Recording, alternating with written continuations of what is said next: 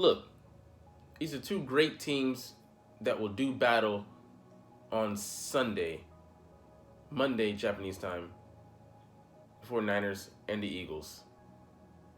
That being said, I do believe that Brock Purdy bows out here, and it won't be so Purdy. What's up? It's your boy Cintron. Come back to another news video and analysis. And man, NFL.com had an article. I dissected it. The first initial thoughts on the championship games to come this weekend. And I just wanted to take a few things, put them in perspective, and label them as truth or fiction. Not fact or fiction, not truth or false. But this is my amalgamation. All right, let's start with number one. Brock Purdy isn't going to wilt. Is that truth or fiction? I believe it's truth. But he will not be great. He will not be the typical Brock Purdy, because I believe he will be forced into making some mistakes. I mean, thus far, he hasn't thrown any picks, hasn't turned the ball over by way of fumble, but I believe that streak comes to an end. We just have too opportunistic of a defense with the Philadelphia Eagles. That secondary, 3 out of 4 members, Pro Bowl caliber at the very least. And an all-pro there with James Bradbury. I just believe they make him pay. You look at the track record, we'll get into that actually tomorrow, but championship game hasn't been so kind to rookie quarterbacks.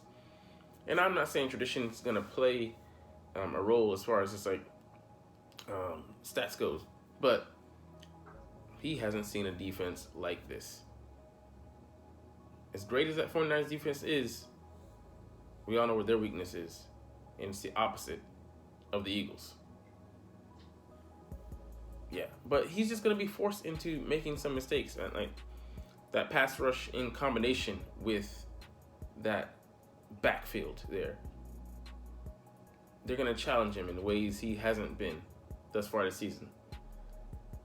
And I just believe that they're going to turn him into an ordinary guy. And he's already flirted with danger a couple times. I just believe the Eagles have the pieces and the personnel, the players, to make him pay for those mistakes. Dallas couldn't close the deal. I believe the Eagles close that door and capitalize on those opportunities. Number 2, the trenches take center stage in the championship game. Truth or fiction? Truth, but here's the caveat. It will be the Eagles on both sides. Call me a homer if you will. But that offensive line, compared to the 49ers offensive line, they're better. And they've played together for the majority of the season. So that continuity just is another reason that they're just so strong up front.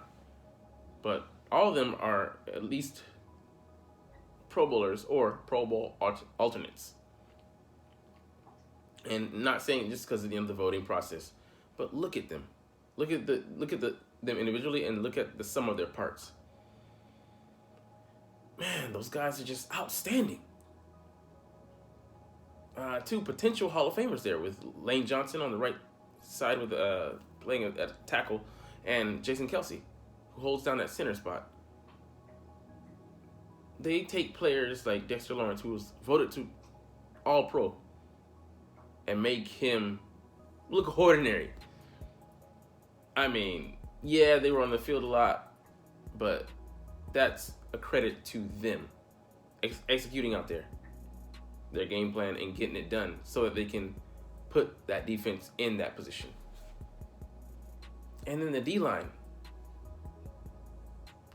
it's no, it's just not comparable. They have some good pieces over there. The 49ers, Armstead, Bosa, Kinlaw, but you just aren't the Eagles. I mean, not only are they talented with 4 guys, first time ever in NFL history, getting 10 plus sacks, and Fletcher Cox falling in behind them with 7 as a 5th member. But they just come at you in waves. Like, that second unit could start all across the board in a litany of other places.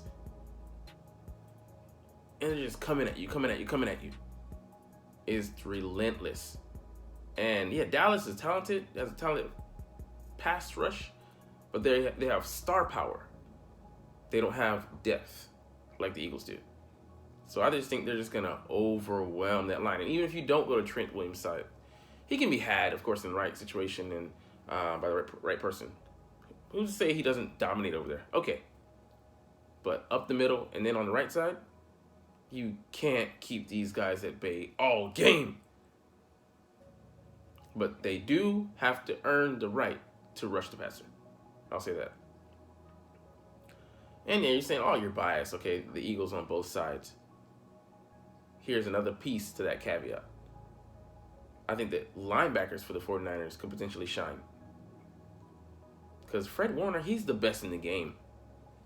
His diagnostic skills, second to none. He's overtaking Bobby Wagner as the premier middle linebacker in the game.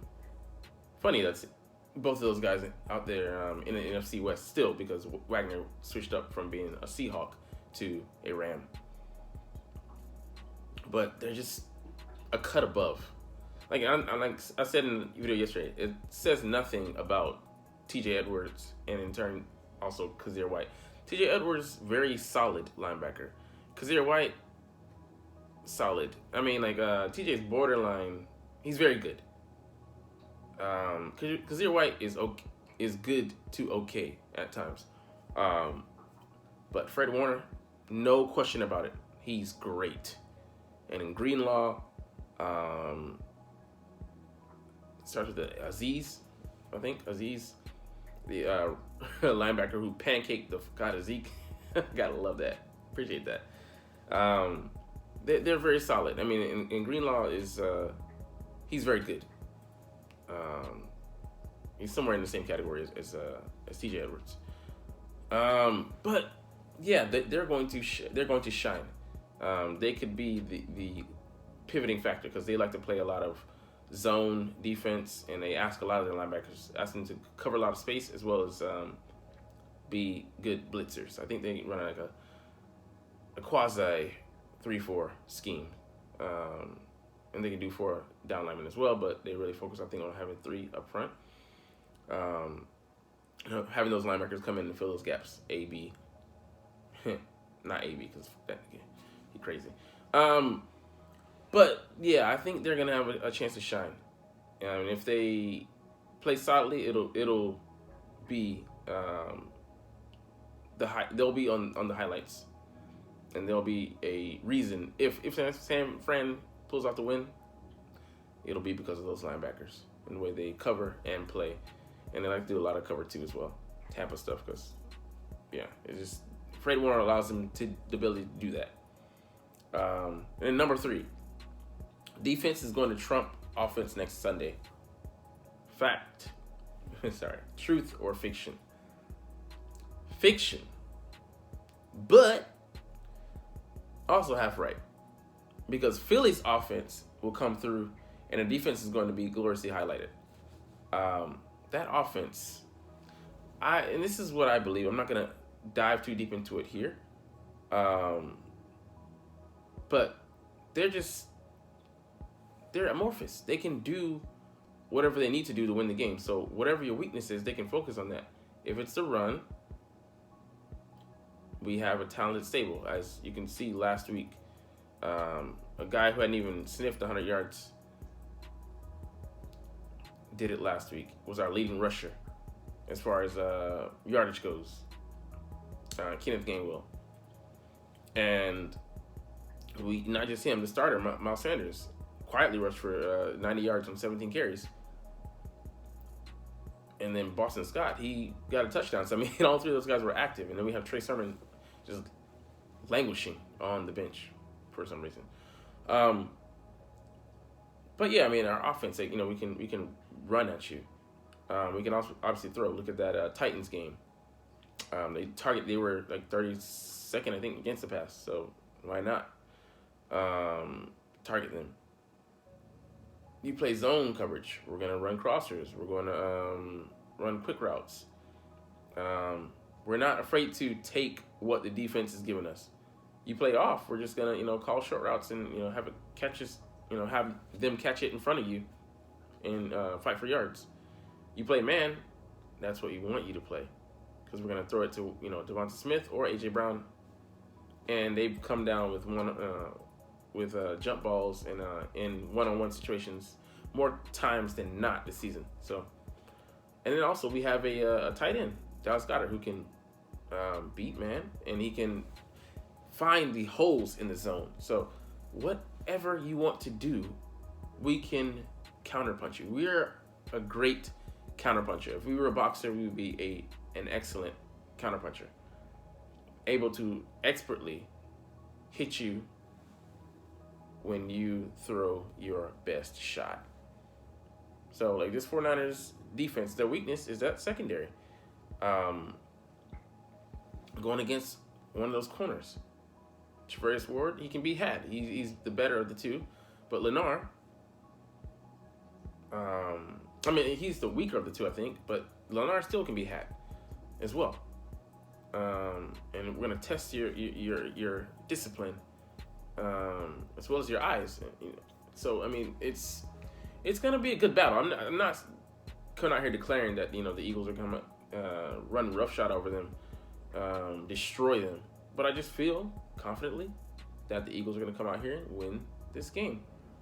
Because I think the defense is just being overlooked and the offense is just too multiple. You can do a myriad of things. Like I said, we can just morph into what we need to be to beat your weakness. So, and also, the ace in the hole, Harvey Dent. I love Dark Knight. But Jalen Hurts, he's a mobile quarterback. And the 49ers have struggled this season with mobile quarterbacks. That throws in a whole nother caveat. Timing, being exposed when you do blitz, when you do play zone, you got to account for him. It's truly 11-11 football, and they haven't played so well against those type of quarterbacks, and that's a different challenge. I think that the 49ers defense is built perfectly to play against a pocket passer to shut them down, which is what they did, against Dak. But that's not our offense, and that's not Jalen Hurts. So I think the Eagles' offense will break that 49ers defense, and our defense will slowly but surely suffocate Brock Purdy and make him become ordinary. And when he does, I think for the first time this season, he's going to make mistakes like he did versus Jalen at Iowa State. Anyways, let's get up out of here. Fly, Eagles, fly. Let's go! Like, comment, share, subscribe if you Thanks for watching. Check me out at Cintron, Cintron Anime, Cintron Life, or Cintron Laughs, or other social media.